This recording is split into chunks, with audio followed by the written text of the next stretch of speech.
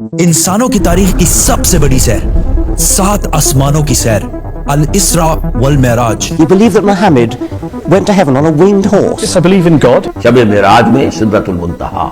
ये इतना अजीम सफर मक्का में रसूलुल्लाह सल्लल्लाहु अलैहि वसल्लम की जिंदगी के सबसे मुश्किल और सख्त टाइम में हुआ। पहले आप सल्लल्लाहु अलैहि वसल्लम का बाइकआउट किया गया, फिर आप सल्लल्लाहु अलैहि वसल्लम के दिल के सबसे करीब लोग हजरत अबू तालिब और हजरत खदीजा रज़ियल्लाहु ताला अन्हा की वफात, फिर ताइफ में आप सल्लल्लाहु अलैहि वसल्लम को इतने पत्थरों से मारा गया कि जूते खून से भर गए। एंड टू टॉप दैट, मक्का में आप सल्लल्लाहु अलैहि वसल्लम की सिटीजनशिप भी खत्म कर दी गई।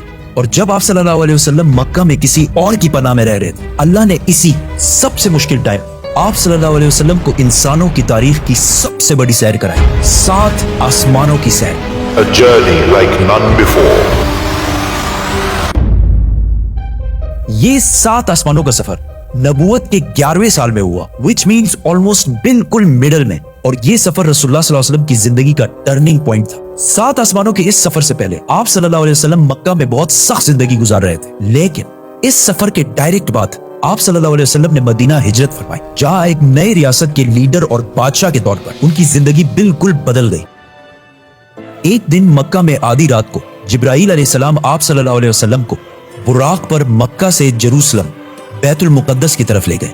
ये बुर्राक नाम बर्क से निकला है, जिसका मतलब है लाइटनिंग, और हो सकता है इसका ये नाम इसकी लाइटनिंग स्पीड की वजह से इसको मिला हो। बैतुल मुकद्दस में आप सल्लल्लाहु अलैहि वसल्लम ने सारे पैगंबरों की इमामत की, और वहां से जिब्राईल अलैहिस्सलाम के साथ आप सल्लल्लाहु अलैहि वसल्लम पहले आसमान की तरफ रवाना हुए। पहले आसमान का दरवाजा इनके लिए खोला गया, और ये दरवाजा हमारे दरवाजों जैसा नहीं था। पहले आसमान में आप सल्लल्लाहु अलैहि वसल्लम की मुलाकात आदम अलैहिस्सलाम से हुई। उनकी राइट साइड पर जन्नत के लोग और उनके लेफ्ट साइड पर जहन्नुम में लोग थे। आदम अलैहिस्सलाम यूनिवर्स के पहले इंसान थे, और दुनिया के सारे इंसान इन्हीं की औलाद हैं। और आदम अलैहिस्सलाम का जिक्र कुरान में 25 दफा हुआ है।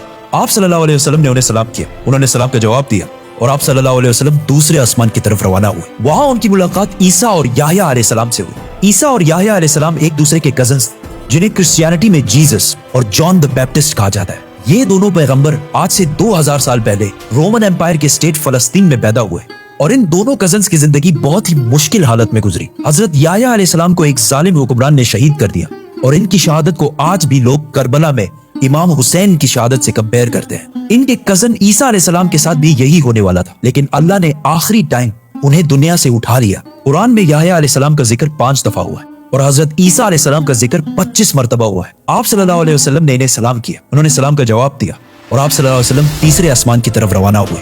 वहां उनकी मुलाकात यूसुफ अलैहिस्सलाम से हुई। यूसुफ अलैहिस्सलाम आज से ऑलमोस्ट 3600 साल पहले फलस्तीन में पैदा हुए, एंड वी ऑल नो कि कैसे वो वहां से इजिप्ट, जो उस जमाने का सुपर पावर था, उसके वाइस रॉय मतलब बादशाह के बाद सबसे ताकतवर वजीर बने। ये ऐसे था कि आज कोई यूके का प्राइम मिनिस्टर बने।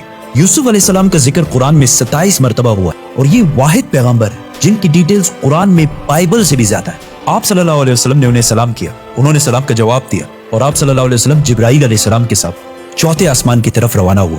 वहां उनकी मुलाकात इदरीस अलैहिस्सलाम से हुई। इदरीस अलैहिस्सलाम दुनिया के पहले इंसानों में से थे। आदम अलैहिस्सलाम और शीत अलैहिस्सलाम के बाद इदरीस अलैहिस्सलाम को इंसानों का तीसरा नबी माना जाता है, और दुनिया में सबसे पहले जुल्म के खिलाफ जिहाद इन्होंने ही किया था। इदरीस अलैहिस्सलाम को दुनिया का पहला साइंटिस्ट भी समझा जाता है, क्योंकि उन्होंने पहली दफा दुनिया में पेन कलम यूज किया था। पहली दफा आसमान में स्टार्स और प्लैनेट्स की मूवमेंट को ऑब्जर्व करके इंसानों की जिंदगी आसान बनाई थी। इदरीस अलैहिस्सलाम का जिक्र कुरान में 2 मरतबा हुआ है। आप सल्लल्लाहु अलैहि वसल्लम ने इन्हें सलाम किया, उन्होंने सलाम का जवाब दिया, और आप सल्लल्लाहु अलैहि वसल्लम 5वें आसमान की तरफ रवाना हुए।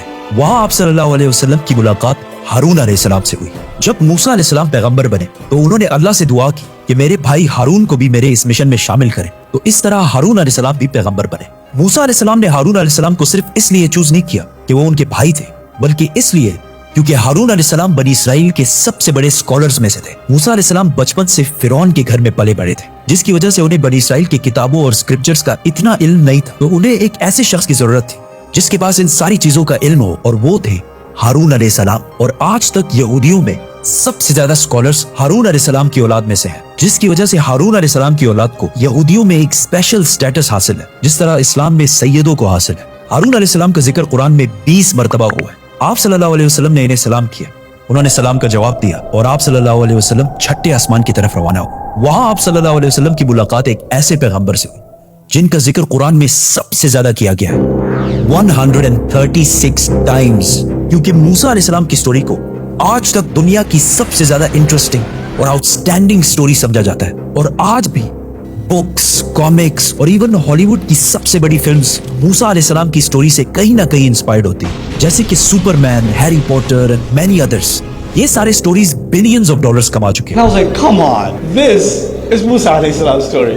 हुआ ऐसे कि जब यूसुफ अलैहिस्सलाम मिस्र के प्राइम मिनिस्टर बने तो उन्होंने अपने 11 भाइयों को भी इजिप्ट में आबाद किया और काफी जनरेशंस तक वो उधर ही रहे और आहिस्ता आहिस्ता वो इजिप्ट के सबसे स्ट्रॉन्ग और रिच कम्युनिटी बने एज यूजुअल। लेकिन ये देखकर मिस्र के लोग इनसे डरने लगे और उन्होंने बनी इसराइल पर जुल्म करना शुरू किया और आखिर सारे यहूदियों को गुलाम बना दिया और बनी इसराइल मिस्र वालों के 400 साल तक गुलाम रहे, जिसमें उन्होंने उन पर बहुत जुल्म किए। आखिर 400 साल बाद मूसा अलैहिस्सलाम के जरिए अल्लाह ने बनी इसराइल को फिरौन की गुलामी से निकाल दिया। वहां से आप सल्लल्लाहु अलैहि वसल्लम 7वें और आखिरी आसमान पहुंचे, जहां उनकी मुलाकात उनकी ग्रेट ग्रेट ग्रेट ग्रैंडफादर से हुई, हजरत इब्राहिम अलैहिस्सलाम।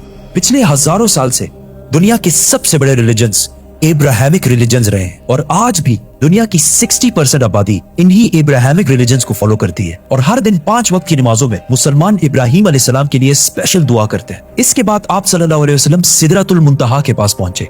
वहां आप सल्लल्लाहु अलैहि वसल्लम को बैतुल मामूर दिखाया गया, जिसका हर दिन 70,000 नए फरिश्ते तवाफ करते हैं। सिदरतुल मुंतहा आखिरी बाउंड्री है, वो आखिरी हद है, मखलूक कोई इससे आगे नहीं जा सकती। लेकिन रसूलुल्लाह सल्लल्लाहु अलैहि वसल्लम को इजाजत थी, इसीलिए वो जिब्राइल अलैहिस्सलाम को छोड़कर अकेले आगे बढ़े और अल्लाह के दरबार में हाजिर हुए। आप सल्लल्लाहु अलैहि वसल्लम से बाद में सहाबा ने पूछा कि क्या आपने अंदर अल्लाह को देखा? तो आप सल्लल्लाहु अलैहि वसल्लम ने कहा कि मैं कैसे देखता, वहां नूर, लाइट का पर्दा था। यहां इस इतने अजीम सफर का असली मकसद जाहिर हुआ।